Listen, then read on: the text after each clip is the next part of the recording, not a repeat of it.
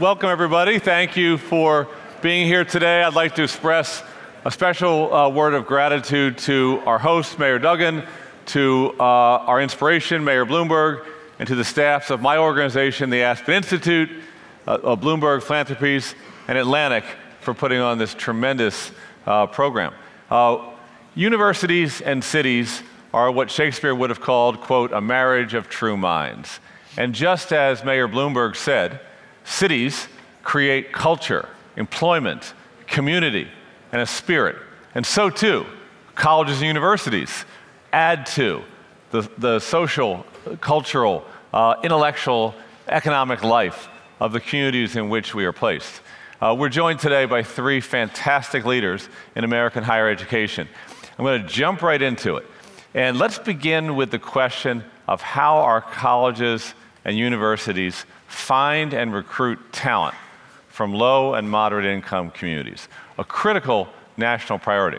Let me just say to the audience, you may not know this, but the three presidents here are founding members of a major national initiative supported and really framed by Bloomberg Philanthropies. It's called the American Talent Initiative. And the American Talent Initiative seeks to expand by 50,000 the number of low and moderate income students in any of the 300 colleges and universities in the country, public or private, with 70% or higher graduation rates. It's a big and audacious undertaking, and our three panelists today were in the founding group that created the American Talent Initiative. There are now 107 top institutions, including many public flagships, top liberal arts colleges, the entire Ivy League, all working together, competing together, not just for rankings or bowl wins, but competing to serve the American public by enrolling more top talent, low-income kids in our schools.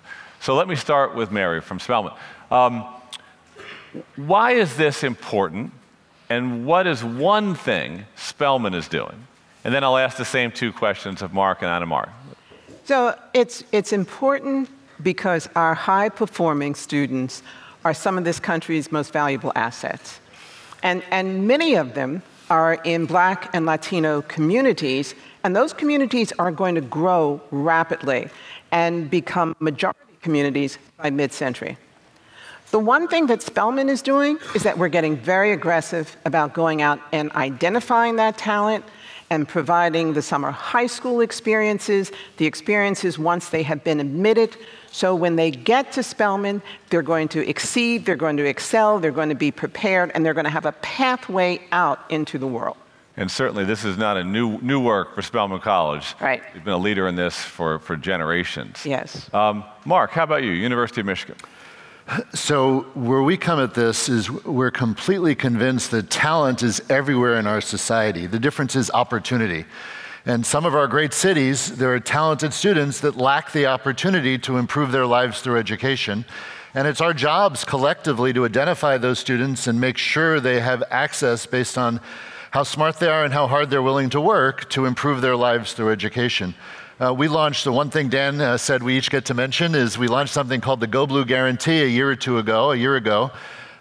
Any student from the state of Michigan at or below the median family income, which is $65,000 a year, if you get admitted to the University of Michigan, we guarantee you a 4-year full tuition and fee scholarship, plus whatever other aid you qualify for based on your family circumstances. And you'd think it's rocket science, but universities are learning that the word free is very motivating. Thank you, Mark. Anna Mari. Just building on what my colleagues have said, I think it's absolutely critical to provide that opportunity. We have a program similar to the Go Blue. We call it the Husky Promise. But one of the things that's really important is to make sure that people know about it. And so one of the things that we've been doing is every year now, I write a letter to every principal at every public school in Washington State, letting them know about the Husky Promise and giving them materials to make sure that their students know. Our students are being inundated with headlines in newspapers telling them that college is unaffordable. The truth is there are plenty of colleges that are making it affordable, and we need to make sure that students know that, and you can help us make sure that that happens. Yeah, thank you, Anna Mari. It's so inspiring to see that the personal joy that each of you takes in this work of cultivating the greatness that's inside of our young people. Now, you're also the leaders, or the mayors even, of campuses. And as such, you are really working to connect your campus, your students, your faculty, your scholars, your alums, your network to the community in which you're situated. Every single great city and every single rising city has educational institutions that are creating an ecosystem for opportunity and for learning. And I know you're doing big things. Can we start with Mark? And is there one thing you're doing to foster the connectivity of the University of Michigan with one of the key communities for you? Sure. So, the sweet spot for universities is to serve our mission, which is research and education, while at the same time serving the needs of the broader society, not just the students that come to our campus. So we started this year a collaboration with the Detroit public school system to begin something we're calling a teaching school.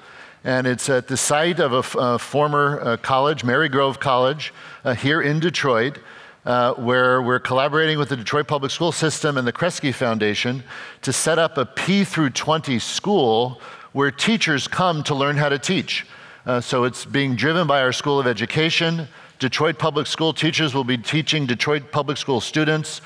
Our students in our School of Ed who are learning how to be teachers will be there as part of a team. And the model is a teaching hospital. So I'm a medical doctor.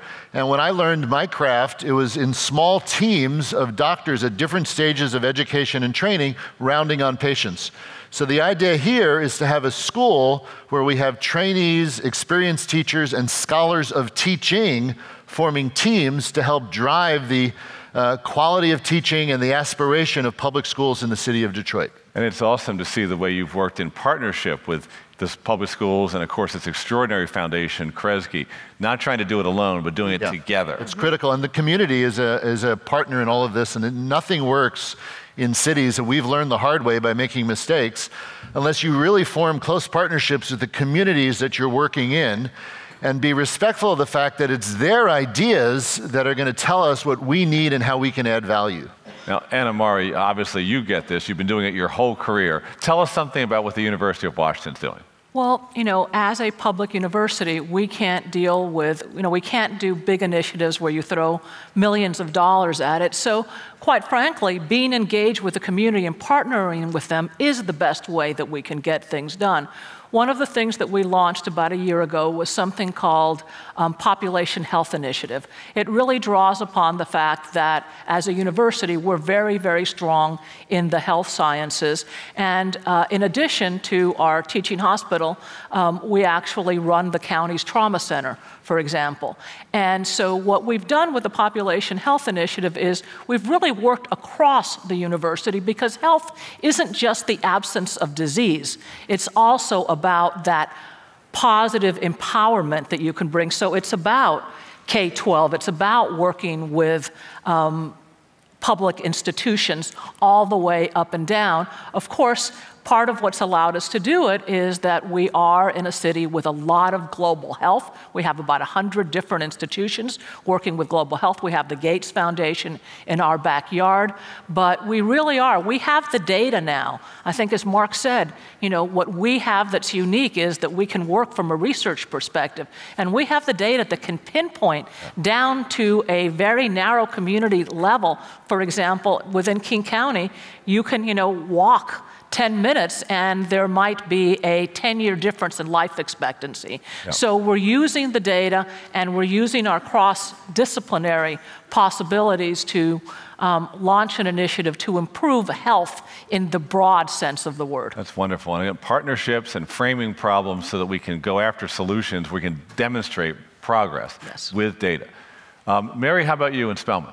So, unlike my colleagues, Spelman is a small liberal arts college for black women.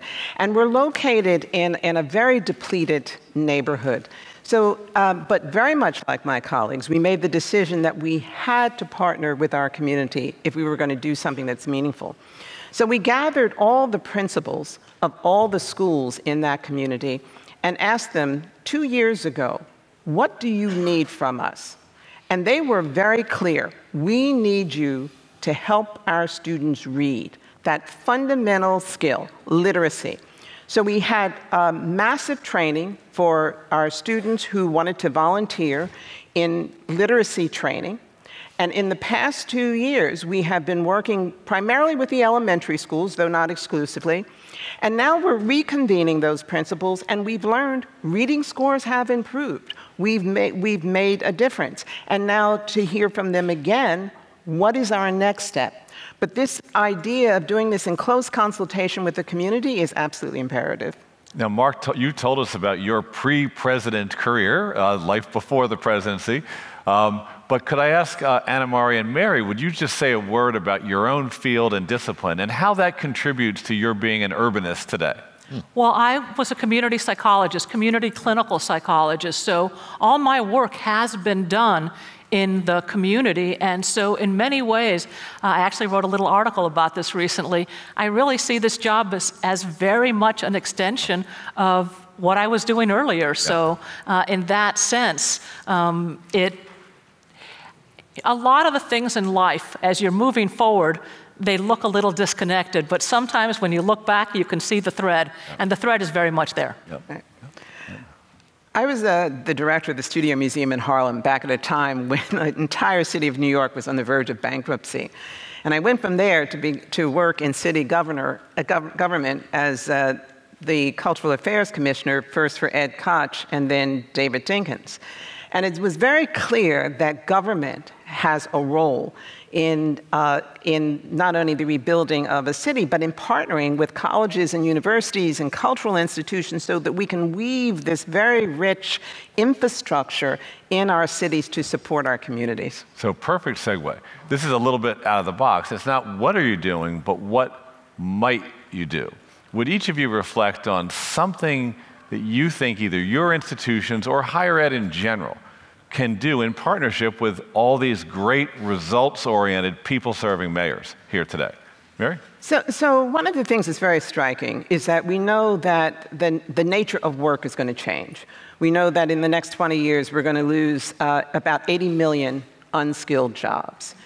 I think higher education is perfectly poised to partner with cities to figure out how do we re-credential people? How do we begin to get cybersecurity credentialing out there or teacher certification out there for a population that can become renewed and productive for our cities? Yep, Mark? Gosh, great minds think alike. That's exactly what I was going to say, too, is we're thinking hard. You know, our traditional focus has been on undergraduate education and then graduate degrees and professional degrees. But we really are entering into an era where people are going to change jobs multiple times, industries will disappear, new ones will emerge. And I think the truth be told, education is going to be an ongoing value added to cities and to their inhabitants. So we're thinking of ways at the University of Michigan. We're based out in Ann Arbor, but we have a campus here in Dearborn, which sort of is surrounded by the city of Detroit, of how we can set up a footprint in the city to make it easy for urban dwellers to continuously turn back and re-educate or increase their education as the economy evolves. So if artificial intelligence replaces the job of a mid-level accountant, that's a college-educated person with a good income. What are they going to do, and how can we build on top of their skill set? Yep, lovely. Yeah. Well, you know, I think that when it comes down to it, particularly as universities and urban centers, we have an obligation. It's part of our responsibility to partner with our cities. Building on what my colleagues have said, you know, sometimes I jokingly say that, you know, one of the big differences is that at least my generation was the album generation. You know, we had to buy the entire album, including the B-sides, and we did everything in a particular order. This is the playlist generation.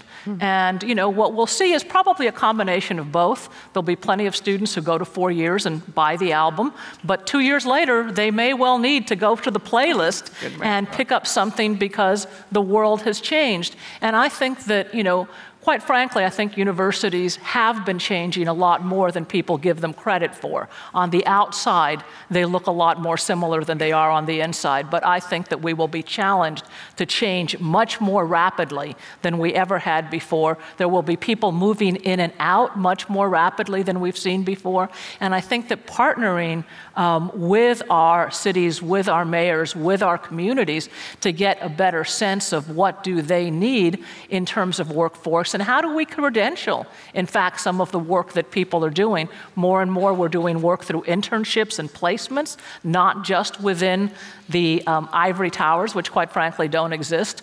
But I think that we're going to be challenged to do things a lot differently. And quite frankly, that's part of what's so fun about these jobs. Yeah. Right. Before I became CEO of the Aspen Institute, I was president of Franklin and Marshall College in Lancaster, Pennsylvania, which is an incredible turnaround story, a great success story, where really the industrial base has changed dramatically, and what's taking its place is an economy based on culture, technology, healthcare, retirees, education, entrepreneurship. And a lot of that is driven by the young. And I think Franklin and Marshall made our contribution, but actually I think that the city made Franklin and Marshall a better place in big ways, offering opportunity for the young. Let me just ask that question, talent, the young. Detroit has brought back so many people to the city. Yes. What do you think about the talent of the young? What's the most inspiring thing you take away from the idea of partnering with young people to create a better tomorrow? Listen to them. Yeah. And they will tell you. And that is, I think there has been a model of higher education that has positioned us in the past as being experts that offer up this wisdom to students. Education itself has become much more interactive, even the classroom, the way classrooms are now structured, the fact that students are expected to take more agency, that they're expected to work collaboratively and inventively in a space, and watching them and listening to them, even as you're bringing your own wisdom forward, makes the entire educational sphere a much richer and more interactive environment. Yeah, thank you. Thank you. Anna Mari? Well, you know, I have to admit this week has been very difficult, I think, for all of us.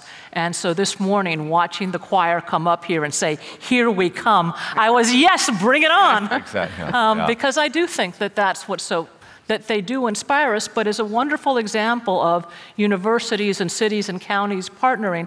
Our university, one of our labs called iLabs, the Institute of Learning and Brain Science, has done a lot of work to really show how important those 0 to 3 years are. And partly as a result of that and the community that they've built up around us, both our city and our county are very, very invested, and we have some of the best pre-K programs, and we're building that up. And that's a perfect example of how that partnership, research that might start in the university, gets translated into the real world by mayors and county executives and governors. And together, we can really give that push because, you know, we're leaving these young people a bit of a mess, and we're looking to them to, you know, move things forward in a much more positive direction. Thank you. Mark? Yeah, so, you know, I'm 60 years old, and we live in a tough era. And I worry a lot about the world we're handing off to our children. And everyone's aspiration is to hand off a better world than the one you inherited. And I'm not sure my generation is succeeding. But whenever I get in one of these down in the dumps moments, I get out of the office and I walk across the campus. And I see the joy, the optimism, the naivete, the energy, the enthusiasm, the broad perspectives of this 18 to 20 or 25-year-old cohort. And I say, you know, it's not that bad. These kids are going to clean up after us. They're going to fix the problems that we haven't been able to fix. They're going to build on what our generation's been able to accomplish. And the world's going to be okay after all. So that's what I do when I need a little shot in the arm. You know, I was listening earlier when each of you happened to mention that one of the ways your institution is serving your community is through education. There was a time when higher education pretty much worried about higher education and said, we'll take them when they're ready. You, the three of you, and others, but you as leaders, are reframing the role of top higher education institutions in supporting the educational aspirations of younger students who may never go to your institutions, but are going to go somewhere, we hope. And could you say a little bit about your commitment and why it matters to create a partnership with pre-college educators. Well, for one thing, we learn a lot from K through 12. Like Franklin and Marshall, Spelman is a partner, for example, with the KIPP charter schools. And if I go to their conferences and to their summits and I have conversations with the teachers who are in the classrooms or the principals, I learn who my future student is going to be. I understand what barriers they face, what problems they're going to face when they come, and how we can build on their assets. Because these students are coming with incredible gifts and talents, having prevailed in some of these urban environments to come into college. So how can I continue to build on that is an extremely important issue for us. So we learn. Mark. Yeah. So I'm actually going to ask you all for help. So, you know, I'm a physician, a scientist, a teacher. I've been in the academy my entire life. You all, or many of you, are professional politicians. So we have a problem in the academy of really explaining to the general public, particularly people who are successful and have made it in the world, why it's so important that we look for talent in all different parts of the communities that you lead. And what I try to tell people is every time there's a person with has talent and that talent doesn't get elevated through education, everybody loses. You know, this a member of our society isn't going to have as good a job, they're not going to take care of their family as well, they're not going to pay as much taxes, and they're going to consume the social safety net that we set up in our society to help people. So everybody loses when you don't educate folks up to their level of talent. What we need, or what I feel like I need, is your help as mayors, of leaders of your cities, helping your cities and their supporters understand the value proposition of higher ed for everybody up and down the income range, because even folks at the top of the income range lose when we're not getting productivity out of folks at the lower end of the income range. And where those ranges get locked in through the generations, we're doomed. Yeah, thank you.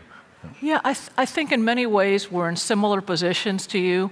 We compete, just like cities compete for whether it's businesses moving there or individuals moving there. But, you know, at the end of the day, we know that higher education, just like urban centers, they rise or fall together. I mean, and right now the narrative on higher education is really not a very positive one. And what we know as well, and you know, is that quite frankly, yes, do I want students to come to the University of Washington? Of course. But the most important thing is that they go and get a college degree, at least a community college degree, and that they think about transferring if they have a community college degree. And so I think it really is important for all of us to talk about the power and importance of higher education, because right now it's getting a bit of a beating out there. And quite frankly, I think some of it is deserved, and we need to look at ourselves and see what we can do better, but some of it is based on myths. The truth is, for example, the narrative that, you know, the only way to go to college is to take on mountains of debt. At our university, 60% of our students graduate with no known debt in terms of getting a bachelor's degree. And the 40% that have debt, on average, is about $22,000. Again, that's not trivial, but it's not this, you know, going to college means you're going to come out with, you know, $200,000 worth of debt, and it's not worth it. All the schools in ATI, what we are trying to do together in a way, because, you know, yes, we compete, but we also collaborate, is make the message very clear that there are many places that are still working very hard and doing a good job of making higher education accessible. Last question, it's the lightning round. You only get one sentence answer. What is something you love about the community that you partner with as a college or university president? You only get a sentence, something you love. I love the sisterhood because our students are ambitious for themselves, but they're ambitious for each other, and it's a wonderful environment. Ooh. So I love being able to describe what I do every day with just a small number of words. I try to make the world a better place through research and education. Beautiful. Yeah. I love the messiness. You know, I love putting my hands in and up to my shoulders and, or elbows at least, and, trying to figure out really tough problems together, because it takes all, that's why we need these kids. It takes all the talent we have out there because the challenges are big. Spoken like a true mayor. Thank you, everybody. Thank you all. Thank you. You got this, huh?